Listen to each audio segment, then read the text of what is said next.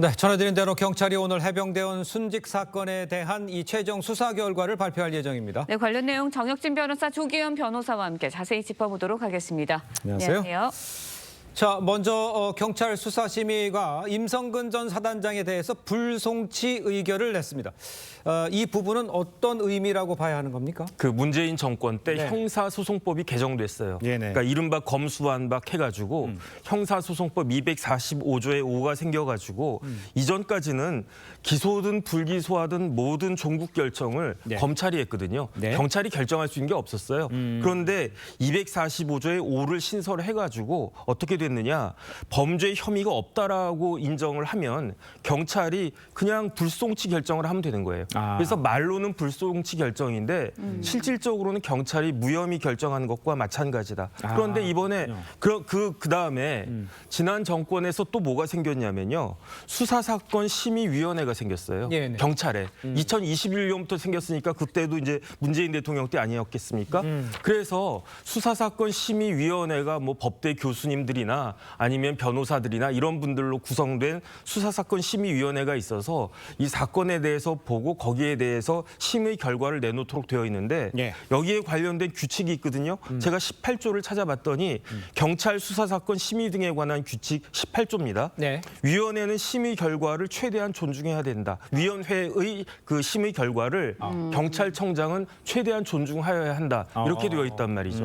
그런데 이번에 경북지방경찰청 수사사건 심의위원회가 임성근 사단장 관련해가지고는 혐의가 없다. 불송치가 맞다. 이렇게 결과를 내놨다라고 하는 거니까 아마 경북지방경찰청장은 이런 위원회의 심의 결과를 최대한 존중해야 될 것이고요. 그래서 만약에 이제 경찰에서 무혐의다라고 봐서 그 불송치 결정을 내리면 이게 또 형사소송법이 개정돼가지고 어떻게 되어 있느냐. 이런 경우에 고발인은 이의 신청할 수 없도록 되어 있거든요. 아, 그래요? 그러니까 고소인만 이의 신청할 수가 있는데 고소인은 누구냐? 피해자란 말이에요. 그럼 피해자는 누구냐? 순직한 최상병 아니겠습니까? 이제 돌아가셨으니까 결국은 최상병의 유족들이 이의 신청하지 않는 한 경찰 단계에선 무혐의로 종결될 것이다. 전 그렇게 판단이 됩니다. 그렇군요. 네, 예. 임성근 전 사단장이 불송치 될 거다. 뭐 이런 이야기가 나오면서 해병대원의 부대장이었던 이모 중령 측이 경북경찰청장을 공수처에 고발을 했습니다.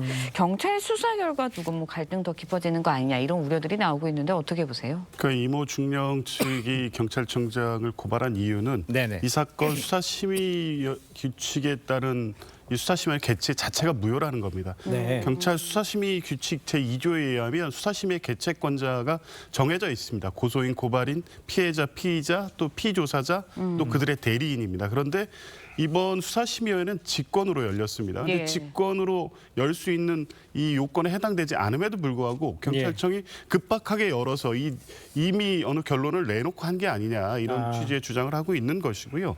왜 이게 문제가 되냐면 이 신청권자를 정해놓은 이유는 수사심의위원회가 이 수사나 기소 여부의 공정성과 객관성을 살펴보자는 건데 그에 따라서 그 심의규칙 13조에 의하면 제척 회피 기피 사유가 있습니다. 그러니까 수사심의위원 구성에 문제가 있을 때는 신청권자가 그 회피나 기피를 할 수가 있는 거거든요. 네. 이런 권한 자체도 행사할 수 없을 정도로 직권에 의해서 급박하게 진행된 것은 이 사건의 어떤 수사 결과에 대해서 객관하고 공정한 외부의 어떤 판단을 받기보다 일정 정도 내놓은 결론을 확인받기 위한 요식 절차가 아니었냐 이런 문제 제기를 하고 있는 겁니다. 알겠습니다. 네. 일단 이 경찰이 이제 임 전 예. 사단장에 대해서 이제 불송치 결정이 어떻게 날지 이제 결정이 나오는 상황인데 민주당에서는 진실을 밝히고 책임자를 처벌하기 위한 길은 특검밖에 없다 이렇게 주장을 하고 있어요. 이거는 어떻게 생각하세요? 글쎄요, 저는 민주당의 특징이 자기들이 만든 제도를 왜 자기들이 부인하는 것인가. 제가 조금 전에도 말씀드렸지만 네네. 경찰 수사사건 심의위원회라고 하는 게 이전엔 없었어요. 2021년에 생긴 제도 아니겠습니까? 2021년에 정권이 어느 정권이었습니까? 민주당 정권이었잖아요. 네. 그런데 왜 경찰 수사심의위원회의 결과를 효력을 부인하려고 하는지. 그다음에 또 더 중요한 건 뭐냐면은 보니까는 지금 순직 해병에 대한 수사가 멈춰 있습니까? 아닙니다. 지금도 계속 수사하고 있어요. 누가 수사하고 있습니까? 공수처에서 수사를 하고 있어요. 그 공수처 누가 만들었습니까? 국민의힘에서 공수처 만들자고 그랬습니까? 국민의힘은 반대했었잖아요. 네네. 그걸 어거지로 만든 사람들이 누구냐? 민주당하고 조국혁신당의 조국 아니었겠습니까? 예. 그런 사람들이 자기들이 만든 제도를 갖다가 이용하지 않고 옛날부터 있었던 특검으로 다시 회귀하자라고 하는 것이지 전 도저히 모르겠고요. 이렇게 못 믿을 것 같으면 경찰 수사심의위원회도 폐지해버리고 그다음에 공수처도 없애버리고 그런 다음에 특검을 하자 그렇게 이야기하는 것이 그게 논리적으로 타당한 것이 아닌가 싶습니다. 알겠습니다. 알겠습니다. 어떻게 결과가 나올지 지켜봐야 할 것 같고요. 다음 이야기도 해보도록 하겠습니다. 서울시 청력 참사를 수사 중인 경찰. 가해 운전자에 대해서 두 번째 조사 일정을 조율 중이다. 이렇게 전해졌습니다. 운전자 조사를 통해서 뭐 급발진 논란 여부 이런 것들이 좀 정리가 될 수 있을까요?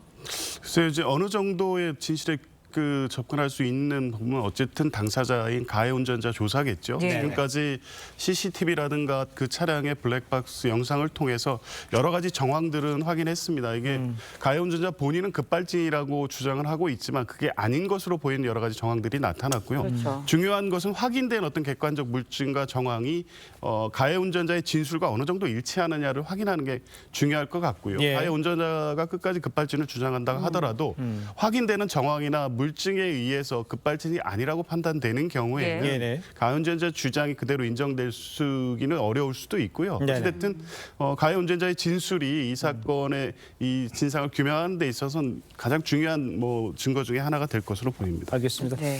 그런데 이제 가해 운전자가요, 사고 당시 몰았던 네. 차량 최근 4년 동안 6차례 사고를 낸 이력이 있는 것으로 지금 알려졌어요.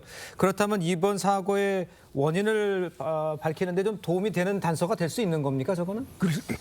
글쎄요. 일단 운전자가 네네. 그 버스 운전 기사를 오래 하셨던 분이 아니겠습니까? 그러니까요. 그러니까 예. 운전의 전문가다. 운전의 전문가가 운전하는 차가 저런 일이 벌어졌으면 그러면 운전자가 컨트롤할 수 없는 그런 상황이 발생했을 수 있는 거고 네. 그것이 바로 급발진이 아니었겠느냐. 이렇게 추정을 할 수가 있었는데 알고 봤더니 그 운전사가 직접 그 운전을 했는지 아니면 소유권자인 부인이 가족이 운전을 했는지는 정확히 드러나지는 않았지만 그렇죠. 어쨌든 그렇게 사고가 많이 나서 대인 자기 자차로만 뭐 580만 원, 그다음에 네. 상대방 차량 680만 원 해가지고 1,200만 원이 넘는 그런 차량 수리비까지 나갔다라고 하면 그러니까요. 그러면은 그 운전자가 운전을 제대로 못하는 사람일 수도 있는 것이 아닌가. 뭐 연세가 들었거나 해가지고 그렇기 때문에 급발진에 대한 의혹은 갈수록 줄어드는 것이 아닌가 그렇게 생각이 됩니다. 알겠습니다. 자, 두 분 말씀은 여기까지 듣겠습니다. 고맙습니다. 고맙습니다.